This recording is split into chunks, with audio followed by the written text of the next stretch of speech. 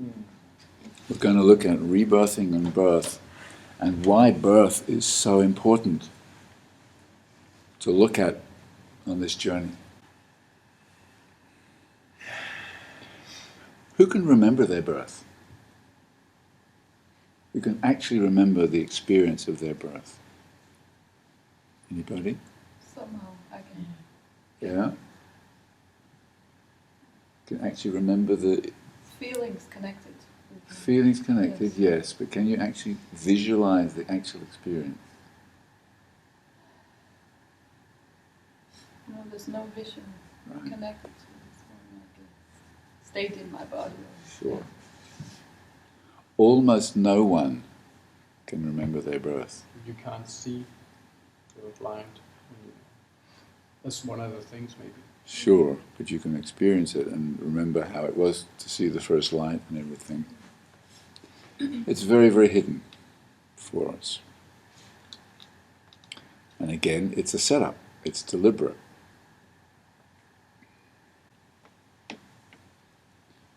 I will be giving you this handout. I'm going to read a quote from actually Kenneth Wapnick who was talking about birth in one of his articles.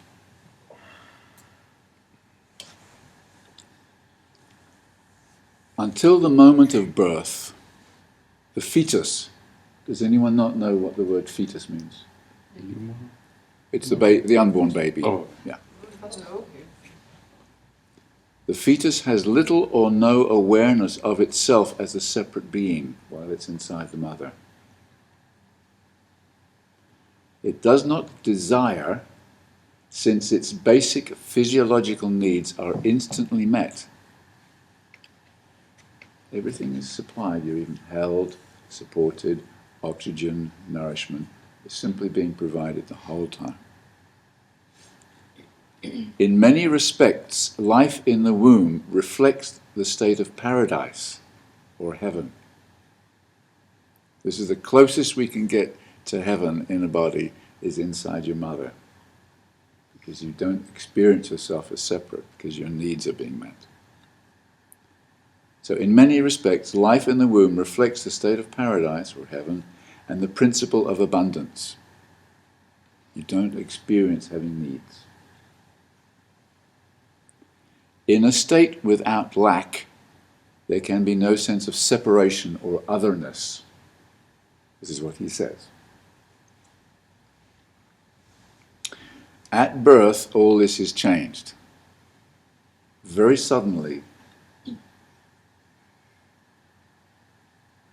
the infant is suddenly expelled from its paradise into a world of separation. This all happens in a moment. From being totally held to being thrust out into the world.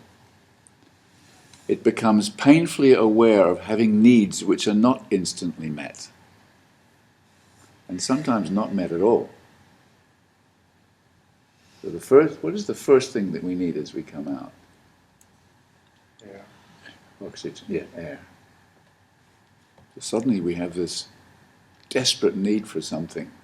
And if the cord is cut too early, for example, the fear of dying comes up immediately. And only a moment ago, you were in heaven. So even a gentle birth is experienced as birth trauma. And this is what I didn't really see before. I thought you only got birth trauma if you were separated from your mother, you were slapped on the bum, pulled out with metal forceps and things. But simply that thrust, that being expelled from this total being held to suddenly experiencing all your needs is a trauma. This traumatic experience, which guilt encompasses, and remember we're only here to hide from our guilt, according to the Course in Miracles, leaves us feeling vulnerable and inadequate to meet our needs. We can't meet our own needs now. We need someone else or something else to provide our needs suddenly. This terror remains with us on some level throughout our life. And I know that to be true. The real source of the birth trauma, however, lies in the reminder of its original separation from God, which is the root of all guilt and fear. So in that moment of separating from Mother, it reflects the original separation from God. Deliberately so. So being in a body, we start to remember on some level how it was to separate from God. And now we're going to come more to the metaphysics that the Course in Miracles teaches. And this is a quote from chapter 13. Children are born into the world through pain and in pain. Even a gentle birth is probably quite painful for the mother, and probably quite painful for the baby. To differing degrees. Some are more painful than others, of course. And what I've learned from my own experience since I've had this holding at the top of my head, this was the part of my body that hurt my mother. As many of us, most of us came through head first. This is the guilty one. This is the bad guy sitting around the top of my head here. It's still holding. No wonder I'm teaching birth. Right?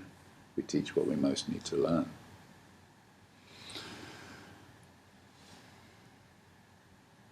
So, right at this moment of birth, we are hurting another and being hurt. Is this a setup? Is this deliberate?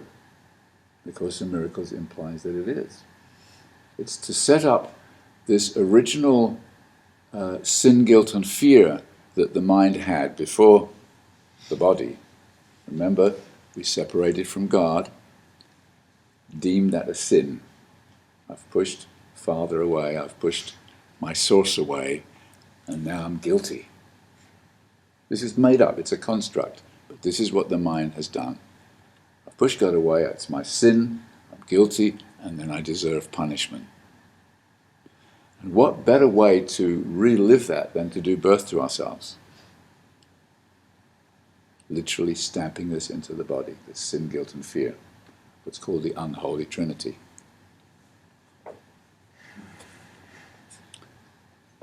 Children are born into it through pain and in pain. This is my wording, as we come into the world, the body is hurting our mother and is itself in pain, to greater or lesser extent. It could be said that birth is when the unholy trinity of sin, guilt and fear, which I just spoke about, quite literally gets stamped into the body. This is our dream here. And the Course in Miracles says that the ego's purpose of being in a body is to hide and remain mindless of the original choice for separation. Remember, the whole dream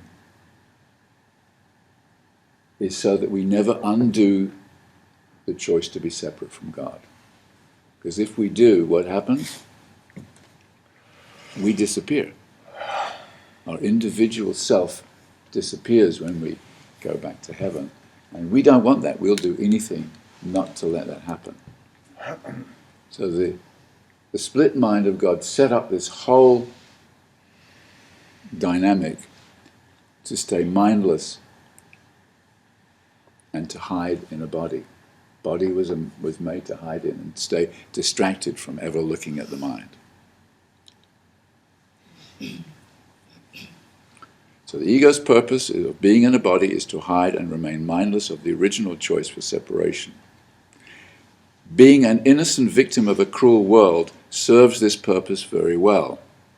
Remember, we've talked about before that the last part of the ego script is to make you the bad guy, put the guilt out there, stay an individual, get rid of the sin and guilt, but keep my individuality. It's called projection. So you become the bad guys, I become the innocent victim. This is what the ego wants. And what better way than to set up birth as an innocent victim, where you're totally helpless at the mercy of others. It's a setup.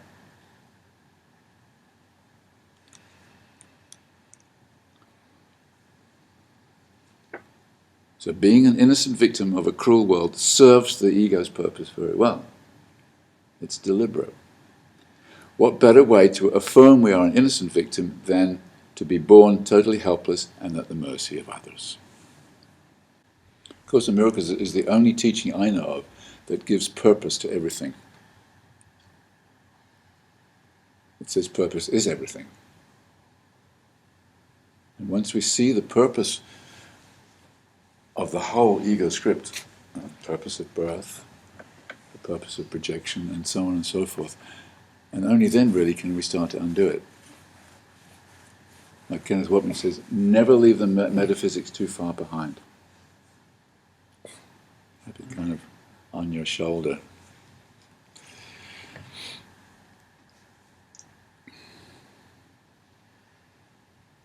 Many people have thought that babies come in kind of clean, without guilt, without a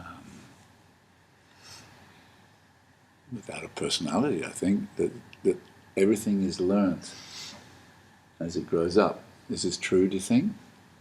Do babies come in clean?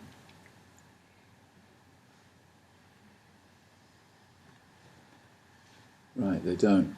According to the Course in Miracles, they come in with a full script already in place. The sin, guilt and fear is already in place. But then, we then take on very specific patterns and beliefs based on the sin, guilt and fear. This is where we establish our unique sense of self. And I think that we do that at birth, around birth, during birth and in the very early stages of life, the first few days even the first few hours. We are making up our mind. Again, I think it's set up, we probably plan it. The higher mind plans the whole thing, is orchestrating the whole thing. But if you look at how you were born and how you were received in the world, you can start to see what our major patterns are. And that's actually what we're going to do today. We've looked at them, those who were here last year, we've looked at them before. But birth is a very hidden thing and it has many layers, many, many layers. So we're going to look at it again. It's one of the things where repetition is very important.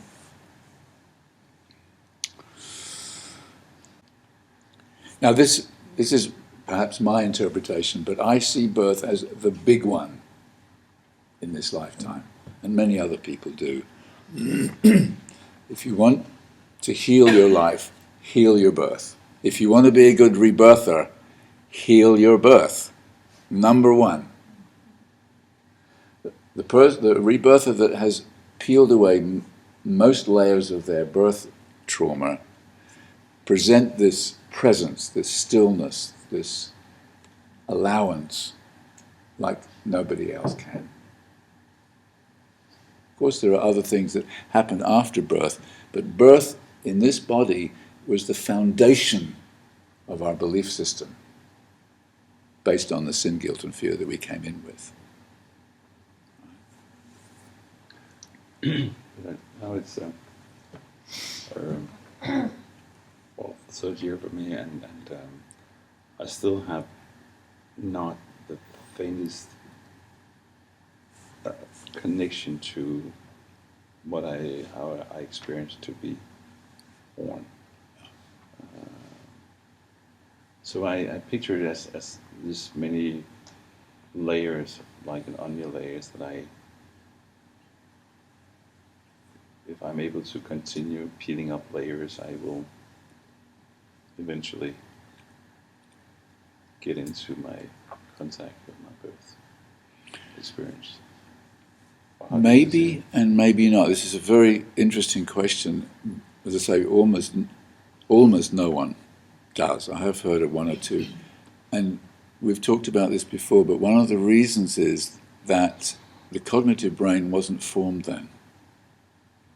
It's the reptilian brain that was formed at birth. So it's very much about fight or flight sensation, not emotion, and certainly not intellectual, and I don't think a visual memory. Again, I think it's a setup. The ego has set it up so that birth is extremely hidden. So our major patterns are extremely hidden. We're living our personality having no idea that we're reliving our birth in every moment, which is a reflection of the original separation. It's so hidden.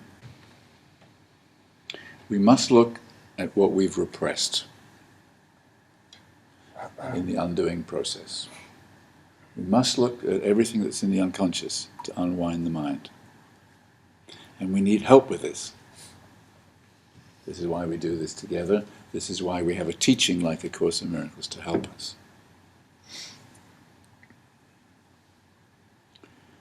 And maybe birth was done mainly by the reptilian brain, again, for a purpose, to keep it hidden. To keep our major patterns, our major blocks, our major defenses hidden. And this is where rebirthing is one of the better tools for accessing birth trauma, or these reptilian memories, because it oxygenates the whole brain. We've talked about this before.